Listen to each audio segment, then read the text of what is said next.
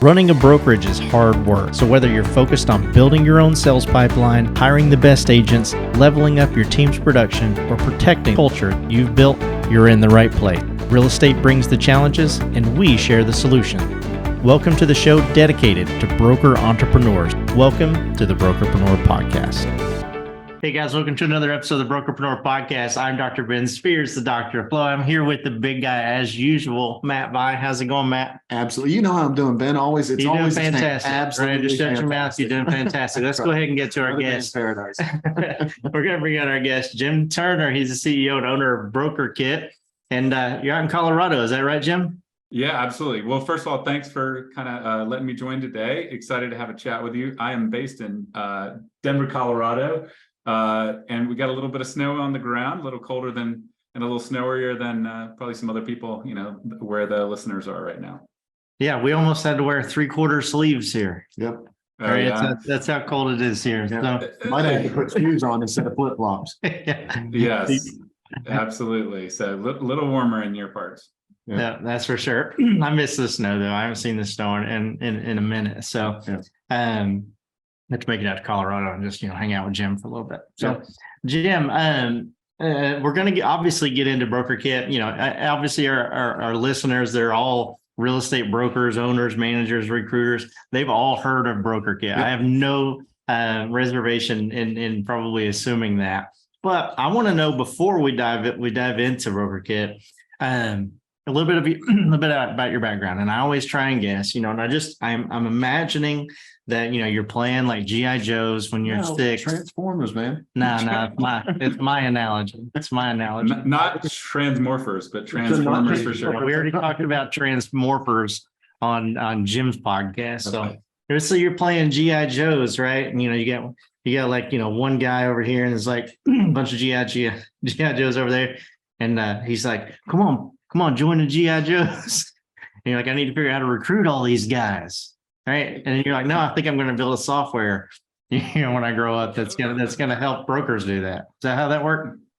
Started with the G.I. Joes, and then I got a Commodore 64 in junior high school. And I got really into, in junior high, I got into kind of building software. And at that time, so that was text-based adventure games written in BASIC.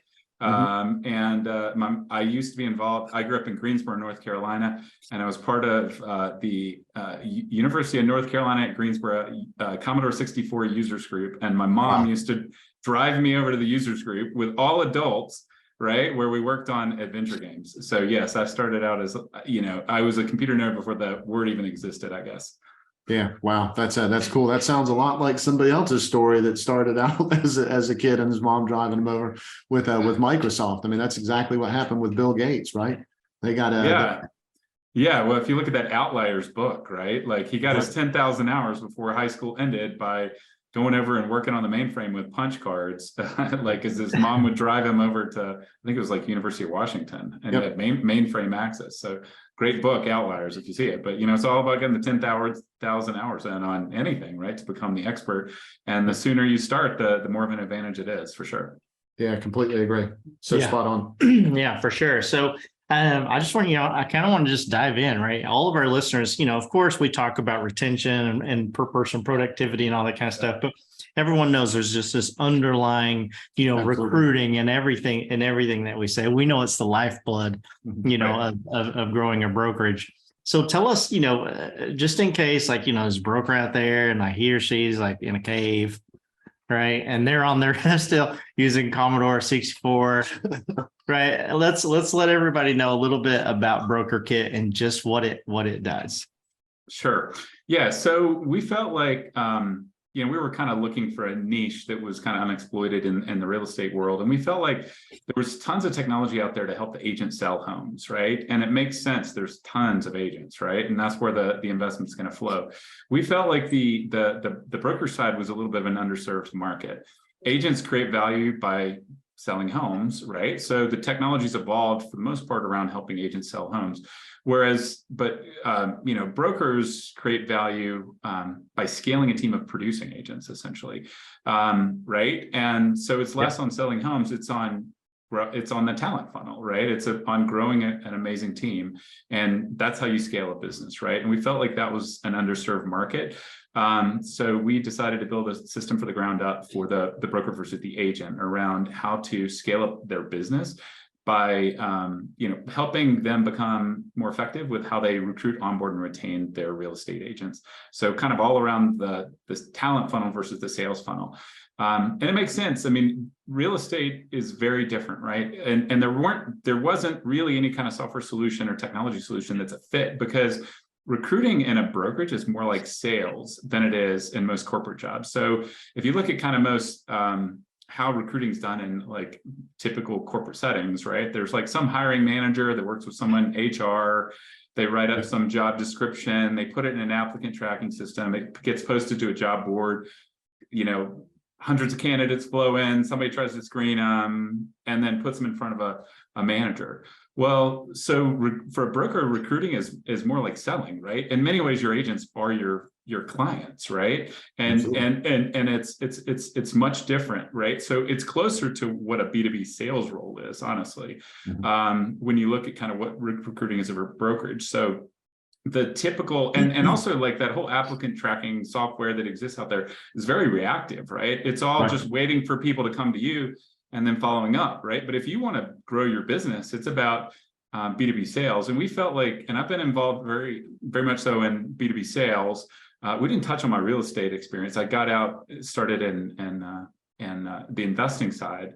But if you look at kind of B2B sales, there's this whole structure that's developed around how to do outreach around a discipline called like sales development, and how to generate kind of leads outbound by finding your kind of ideal customer, essentially. That's what, for a broker, what they should be focused on, right? They can't just do a job posting, wait for who shows up. That's okay for new agents, right? But if you're looking for experienced agents, they're not going to just apply to your job posting, right? And to grow your business, you might be looking for experienced agents. It's more of a sales role, right? And kind of the typical marketing model, right, where you're doing that, but also, maybe sending out like email newsletters and things like that, right? That's kind of more of a marketing type communication versus sales communication. Is it a great way to start conversations with people, right? If you've got kind of the sales mindset, you need to look at it more like, an outreach person at a B2B software company is looking at it, right? Like, here's the perfect people. How do I start a conversation with them? And it's not send an email newsletter out to them all quarterly, right? They're not going to necessarily reply back and say like, sounds great. Let's set up a call and chat, right? So it's all about kind of starting conversations. So we felt like there wasn't really anything out there kind of around that, and wanted to build a technology platform around that, basically. We started with KW. We found a KW team leader in Southern California. It was pretty successful. He had about 500 agents, and just asked him, hey, what's your dream system? Like, what's your workflow? He described it. We put together kind of like a prototype. He looked at it, built it, and then they started using it. It started spreading via word of mouth within KW. But we were primarily KW early on. Then we decided to kind of go outside, and now they're a smaller part of our business and worked with kind of other brokerages. But that's kind of the backstory, I guess, if that answers your question, Matt. Yeah, absolutely, it does. And so that, that's how we got connected, right? We've got a mutual friend that said, hey, you guys have to talk to each other. And the reason why is we look at it very value first, right? We want to make sure that what it is that the broker is reaching out to the agent with is really centered around the conversation that the agent wants to have. Right. Agents don't want to have recruiting conversations. They just don't. Right? No, they don't. They'll love you if you connect with them the right way, and there's a relationship there, man, then they're ready to talk about it because they see something. But until they see that, it's really tough to just, and not that people haven't done it, right? Because people would just pick up the phone and just dial out and say, hey, do you want to sit down and talk to me about what my company can do versus the company that you're at? For a very long time, I think that was effective. In my opinion, personally, is that's drying up. Right. Agents are getting kind of tired of those conversations. They're getting, a lot of agents have seen that they can bounce to a bunch of different places, and the only thing that's different from one to the next is the broker, some of the tools that they offer, but from a big picture standpoint, it's really about the culture. It's really about the people that are in the office. How much do they care about what I'm doing? How well are they leveraging tools that they need to be using in order to help them get their business to that next level? And so that's a big part of why, you know, we appreciate you coming on and talking about this, because we know that's a big part of the messaging that you reach out with, right? That's a big part of the messaging that you help the brokers deliver, correct? Yeah, 100%. Right. And so just to kind of take on something I said earlier, right? Like what doesn't work these great these days is like, just, hey, send out some generic newsletter to the whole MLS, and then suddenly you'll have a lot of hand raisers saying, let me join your brokerage, right? Because you sent out a super jazzy newsletter. It's all about starting conversations with people. And the way to do that is start out with relevant, messages, right? And, real estate's unique in that there's a lot of data, right? Like there's no other industry on the planet where you can, everybody else in your industry, right? Especially sales roles, who they are, their contact information, and their sales history, right? And who we've been working with in common is Realytics. You guys have been, including that as part of your solution and coaching around that. We have an integration with them. They have great data. MLS data has been out there for a little while, with tools like Brokermetrics for a while, but they've taken it to the next levels with some AI and machine learning predictive analytics. But it's kind of amazing the data that you have, right? And so anybody that's like spamming people, in their MLS with emails and texts that are generic, that doesn't leverage that, they're wasting an opportunity, right? And the fact that data is available means those people are getting contacted a lot, right? And so to stand out, it's all about saying things that are interesting to them and relevant, right? And the data out there, the ability to kind of segment it and find people that are your ideal agent from not just a geography perspective, especially if you're office based, but like things like production based, and also things like some of the predictive analytics Realytics offers, like switch risk and rookie potential, and things like that. You're in a position to reach out with a much more relevant message. They're more likely to respond. Your message is more likely to kind of resonate. And we've tried to put a kind of a system around building that. So think of like you're building a territory of people that are your ideal agent. And the goal is to build relationships with them, right? And kind of and build a system around tracking that. But email's easy these days, right? There's so many tools. People get just they get bombarded with them. And so we believe in multi-channel, multi-touch outreach. So multi-channel meaning, not just send emails, and also don't make them generic, make them, segment them, make them highly relevant for people you're reaching out to. Texting, social media, and kind of picking up the phone, all of the above is, because you got to meet people where they are, because some people will respond to a text. Some people will get irritated by get you texting them, and they prefer the email so that they can look at it later. Social media works great these days. Like, so, some people are more partial to Facebook, or Instagram. We find that LinkedIn works really well because people tend to see it. It stands out when you get like a, connection request. And then once it's set up, it kind of creates a chat interface to chat with them. And that works pretty well. But, there's always just picking up the phone and calling people, right? But if you're calling kind of out of the blue with a generic message, you're not going to stand apart. It's all about, tying that in with the data, finding out who your ideal agent is, reaching out to them, right? So in a market like Atlanta, there's so many agents out there, right? The last thing you want to do is just blast everybody in the MLS, including people, especially if you have an office on one side of the city, people on the other, right? Like you're wasting their time, you're wasting your time. Find the people around you, drill it down to those people that really, you need to know your unique value proposition, which is, in many ways tied to like what you're great at, what you can offer to them. Whether it's technology or coaching or leads, find the people that are a good fit for that and reach out to them.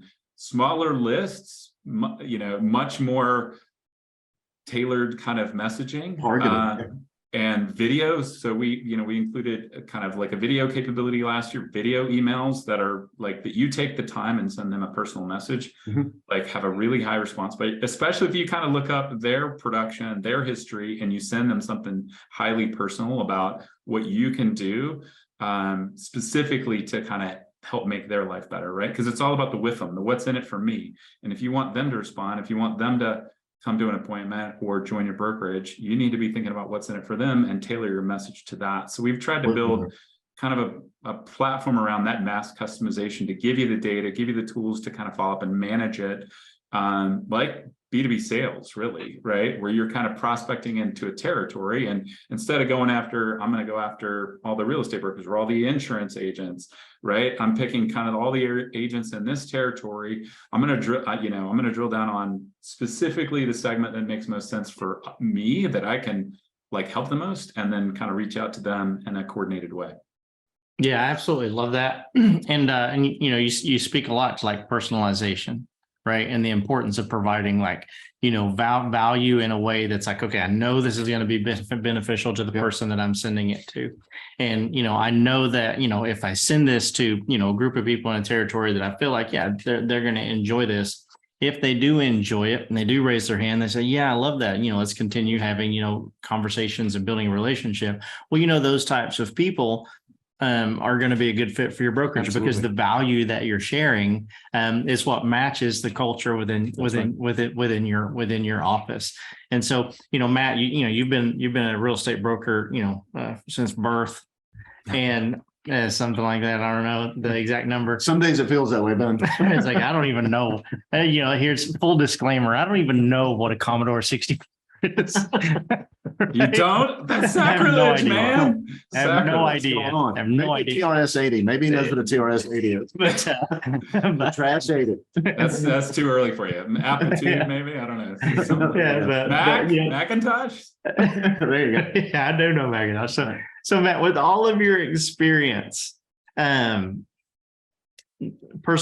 tell us the importance as far as that goes when it comes to recruiting agents. Hey, Dr. Ben here. I hope you're enjoying this episode. If sometimes you feel overloaded or alone when it comes to building your brokerage, I want you to know that we are here for you. There's so much support available to agents, but hardly any dedicated to brokers. I want to personally invite you to schedule a complimentary strategy call where Matt will help you build a 3-step profitability plan that will immediately produce results.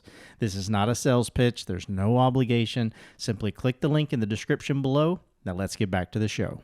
So that we love having you on here, Jim. And this is so we saw that same exact niche.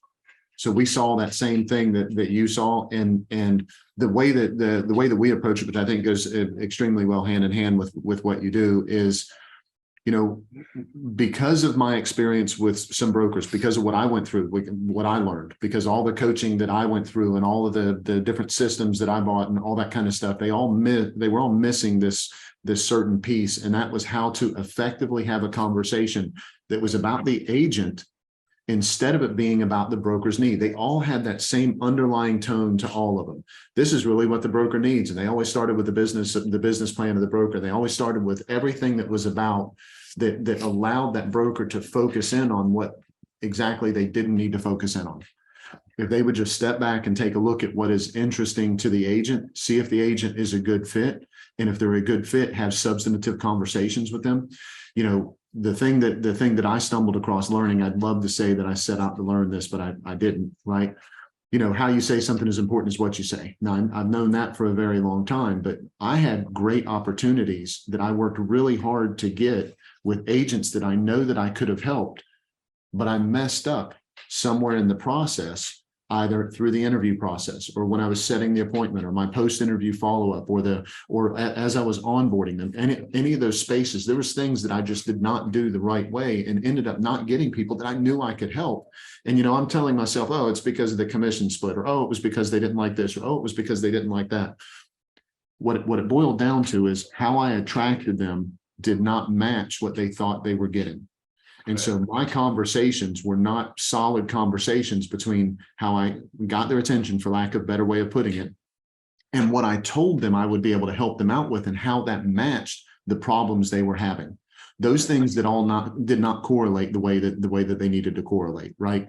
And I know that you do a great job of getting their attention in a way that's an authentic way of getting their attention.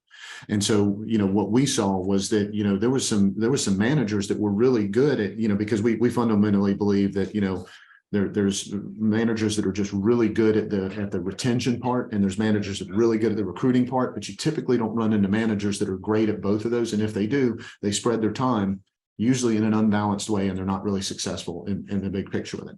And so we knew that there was tools and systems helping people that were retention-based people get those opportunities to get in front of people, but then they still were struggling to have those conversations to reel those people the rest of the way in. And just like you're saying that outreach and that initial connection has to be authentic, your interview process has to be authentic as well, but it has to follow certain patterns that match what an agent is looking for from a business standpoint. And so that's where we kind of saw that, if we can get people into mastermind groups, if we can get them talking to each other, so it's not somebody saying, you're not doing this, read the script, do it this way, and then all of a sudden you're going to win. It was them hearing other people win. That's what helped them bring that authenticity out and have the conversations in a way that they're just going to succeed at a whole nother level. And so I love that you're saying that meet them. Every time we've talked, you've said this, meet the agent where they're at. Man, that is so important. That is just so absolutely mission critical.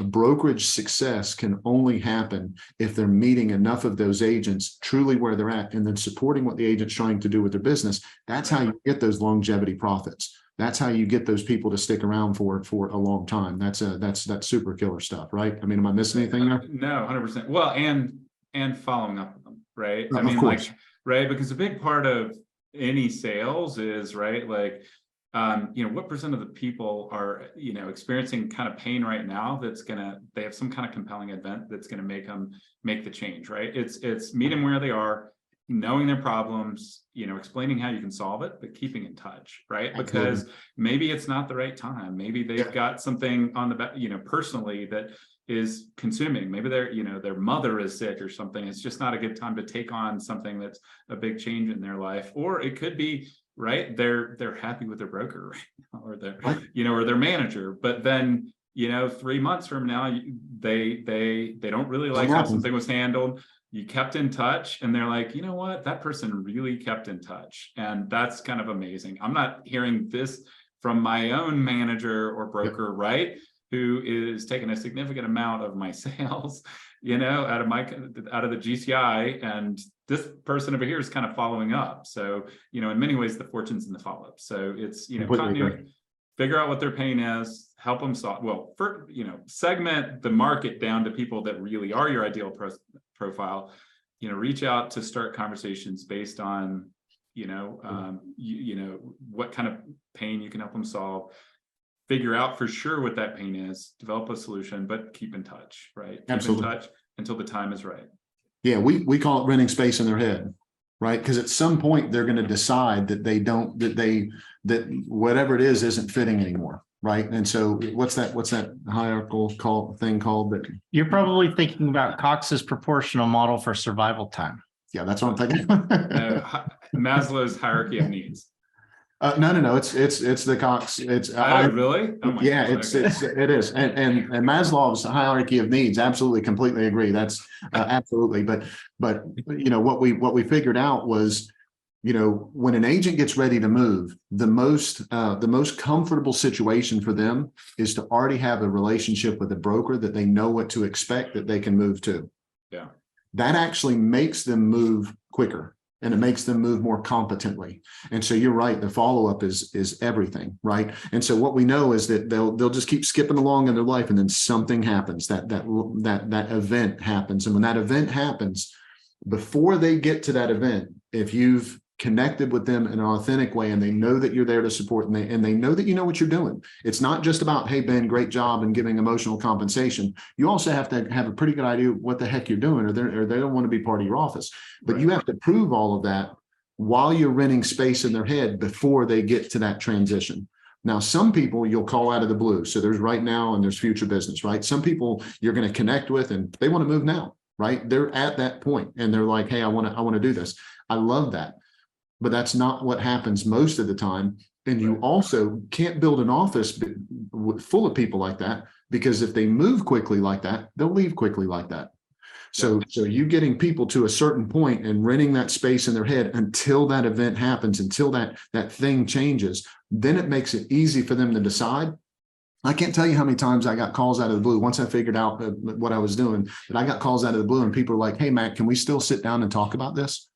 And the reason why is because I just stayed connected, and it wasn't some magical 96-year thing to stay connected with them. And it wasn't something I spent 95 hours a day doing. It was just substantive things, having the right conversation at the right time. We use Sean as an example of this, right? So he connected one of our clients, he connected, which by the way, he used Brokerkit and loves it, by the way. And so he connected with somebody that was in the marketplace that was working on for sale by owners. And this person went to a couple of different companies before they joined his. And this was over like a 1-year period. So the guy was just kind of trying to explore, but Sean did the right thing, regardless of how frustrated, did the right thing, stayed in touch with him, didn't love it that the guy was moving to other places, but knew that the guy was going to be a good fit if he ever did that. And so we just convinced him to rent space in his head. Sean gets this phone call out of the blue, and the guy's like, hey, you've always been there for me. You've been helpful. The information that you sent me was spot on. It's helped me with for sale by owners. I'd love to have lunch and see if you still have space for me in your office. And that guy is now killing it in Sean's office. Mm-hmm. And it's because Sean authentically connected with him, was patient, did his follow-up, and rented space in his head until that person got to the point that they were like, okay, I know exactly what I need. And people have to have a system to be able to do that. That's what I love about what you're doing with Brokerkit. Yeah, and I would say, I've heard someone say it this way, what you just said, which is, somebody is sold typically, if you can state their problem and articulate it better than they could themselves, right? So, and the way that you do that is, number one, it's not about you, right? It's about them and getting to know them, and discovery is a big part of that, right? So in any kind of outreach, right? It's not talking about yourself and how great you are, right? That's why not a huge fan of like HTML, email, newsletter type things, right? You're trying to start a conversation.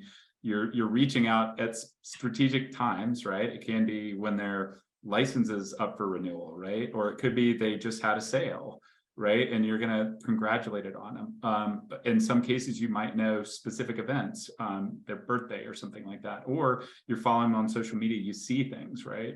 Wait until you have something, substantial, kind of reach out and just, ask them questions, right? And so whenever they're going to come in for a meeting, start it with questions, right? Like, don't talk about you, start with questions, try to understand what their problems are, what the capabilities that you can bring to bear from a brokerage perspective, and how you can help solve that. And that's where the conversation should be.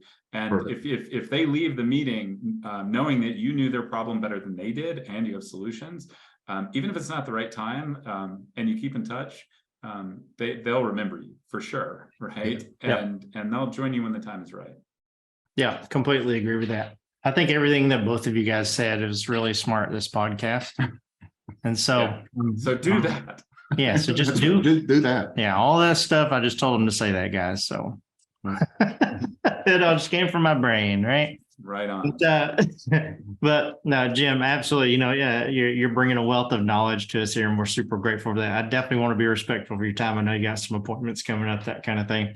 Matt. Yep. It's just always great that you're here, man. Well, I appreciate that, Ben. Right. I hope you're here tomorrow. Yep. Me too. Right. So, but what I want to do before I kind of put a little bow on it is I want to make sure that we know how everyone, who believes that you should connect with value and that you should follow up with agents that you're recruiting. And maybe they shouldn't just you give them one opportunity to join. All right, I'm going to call you. You either join or you don't, or you're dead to me.